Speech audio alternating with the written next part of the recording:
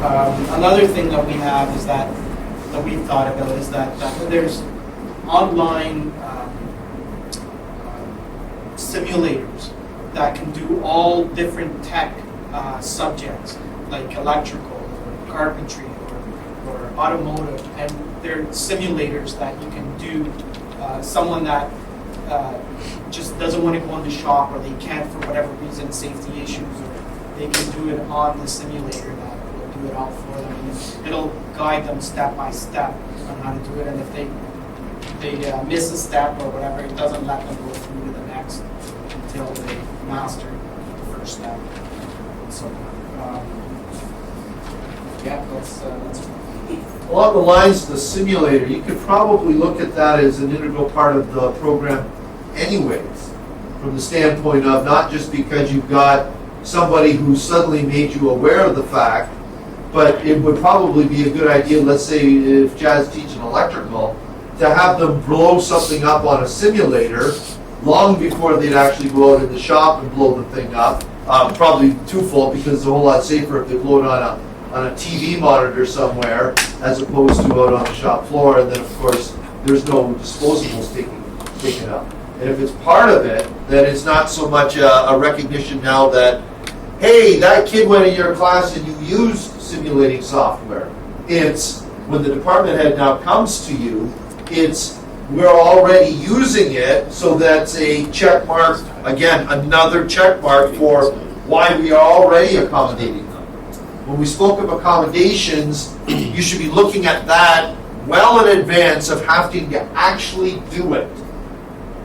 Being aware of the likelihood, because short of somebody probably being on a gurney, there is no reason why any child should not be allowed to take any class at all. Because as Nick pointed out, your group pointed out, there's enough technologies out there to make them knowledgeable in the area to begin with, without them actually being in a, and will really make it loose, unsafe condition. Because safety is all relative. When you've got somebody who has never done anything with their hands, and they're your VP, and in their mind, I can't do it, and I can walk and talk, and both my arms are working just fine, and you're trying to tell them that this child that's sitting here, somewhat less physically capable than they are, is going to be operating the bandsaw. Whoa, no, he's going to cut his arms off, and then what will we be doing? He's got no legs, and he's got one arm missing. And you have to be able to understand that if you've already incorporated it, like we've said before, when you have the plan, it's very difficult for somebody to kind of buff it because of the fact that it's already there. We would encourage hands-on learning before the simulated, but for some cases, like in the automotive, I don't know what the school rules may be, but gasoline some shops they may not want gasoline. So in order to change a gas tank, a fuel tank, you have to. So that's where this type of program. Absolutely. Or same with the table saw with the student. You have to stand up for the tables, not actually do hand in hand, but it's a safety concern. We would agree, though, if they have the ability to have a doctor in Los Angeles perform an operation on a soldier in the Middle East, and he's feeling all of it in his instrument and everything else, all the feedback as if he's actually cutting into a human body, that there should be something out there where that student who has the inability to reach up has the software where there's a pad or a tablet, and they're pushing it, and it actually feels like they're pushing against a saw blade. I'm sure there has to be. You can't tell me that we can invent something in which a robot arm is making an incision in a soldier to remove shrapnel, and the doctor's actually looking at it on a monitor in his operating room in Los Angeles, and you tell me we can't make something that's got that. I'm saying the joy boxes that I'm playing my video games with, bouncing all over the place with it.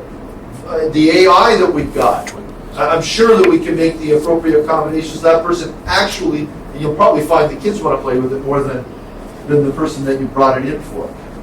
Yeah, it's good. No. Good. Yes, Pasha. I just would like to add up one point here. What we are actually discussing is more in the sense of physical disability. there are situations that there is a whole lot of students, like 25 students in the class, and 5 of them are having a problem. When they go to the, cutting the wood, they start having nausea. So that part is also there. So Yeah. if you plan a lesson right from the beginning in a way that there is a kind of simulation or kind of like work which can be done without going there. Yeah. Like imagine if the person is doing a first aid course and the first time you see the blood coming out, he's gonna fall down on the floor.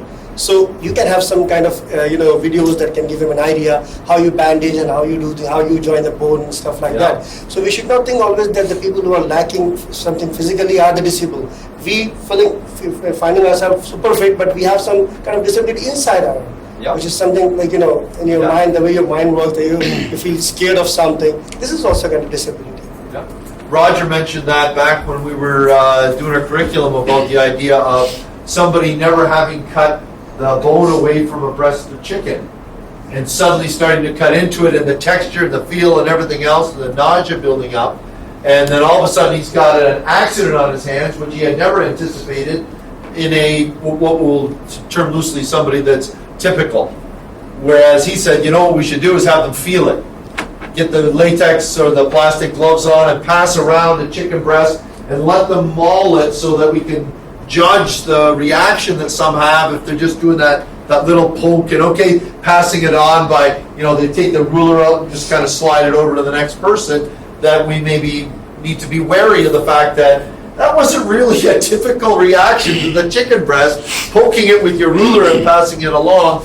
Better keep my eye on them when they've got a knife in their hand now. And this, absolutely. Well, that was like me yesterday, and Asher was doing the braiding the hair, and I Your terrified hair? her. No. Oh, wow. I really, I was wondering, man, that is a miracle. like, mannequins terrify me, and hair on mannequins terrify me even more. She's like, you have to braid the hair, and I'm like, I don't want to touch this. I'm a grown adult. Yeah. I was like, I gotta get over this fear of, first of all, I gotta touch a mannequin.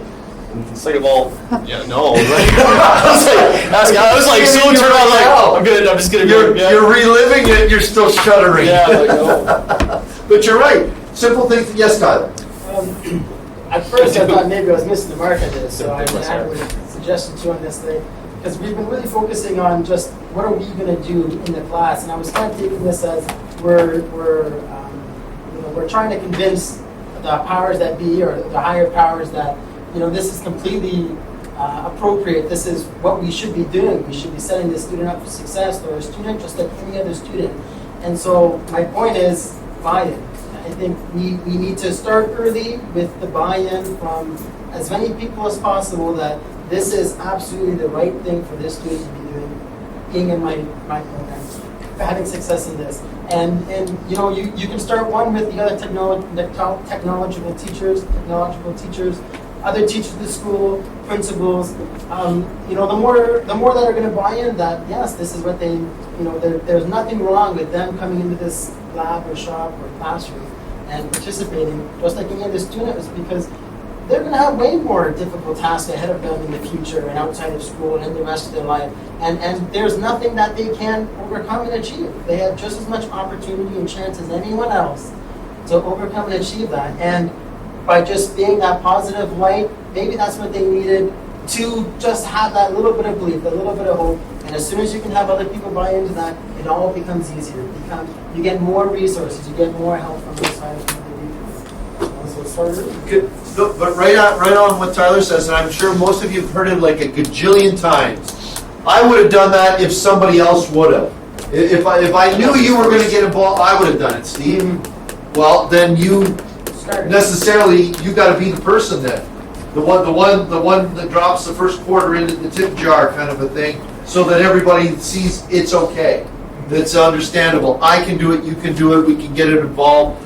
Yeah. And in fact, if you like to, reach back into the elementary school and say, I'm preparing for these children, all of them. What would you tell me I should do first in order to make sure all of these kids are welcome? And you're talking about all the typical and atypical students that happen to be there. Absolutely. Get back into the elementary school. It's a foreign land. If you've ever discussed things between high school and elementary, they're like this. So it'll be a little, you have to have patience. Yes, Steve? Tying into exactly what you're saying, and we sort of elaborated on it in our planning too, is to use all available resources. So, you know, the internet was one screamingly obvious one, but another might be a community living center or somebody you know that's in a wheelchair or someone that has a family member, you know, and dig in. The student's number one. I think that was a prevailing ethic. Consult with the student, get ideas from them and see how they feel about it, gather, take some notes, but then also, you know, tour around because they're not a lone wolf. There's a lot of people that are living that existence and they learn really fast and intelligent ways to deal with them. Yep. And be successful and happy, right? Having them meet somebody who is quite successful with the same, let's say, injury as they had, or introducing that person to your class and say, so what do you think this guy does? I mean, after all, he's in a wheelchair, and then all of a sudden he owns, you know, 3/4 of McCain's Frozen Foods or something like that. Really? You're that? Yeah. Well, how did you, and so on, right? I was giving the example to Tyler this morning. There was a gentleman I knew, only had access to one arm. Arm was there, but just flopped around. And he would build anything he needed, fix anything with stuff you find in the trash.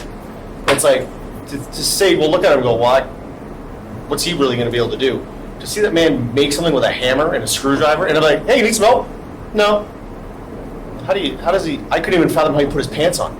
Like me trying to put a belt on with one hand and tie a shoe, they're not disabled, they're able, just more creative than we are. They're able in other areas. Absolutely. Incredible adaptation. Kind of touch Amazing base watching. on what Roger was saying. I saw, I think it was on CBC News, but there's a fellow out in Alberta, and he's a machinist, but he's 100% blind. And I don't know if you know anything about being a machinist, it's kind of difficult to do even in the best of days. But he'd been working, doing repair for oil rigs, or out in the oil fields for 15 or 20 years, and 100% blind, and he was able to run all the machinery and measure everything. Because to you, it seems we couldn't do what it is you can do without being seen or without having eyesight. But obviously, it isn't the prime number one thing if this guy's actually doing it and being blind. Yeah. Yeah, absolutely. To be able to carry that precision while being 100% blind. In tuning yourself that much more into the process where your eyes used to be the deal. Yeah. Absolutely, absolutely.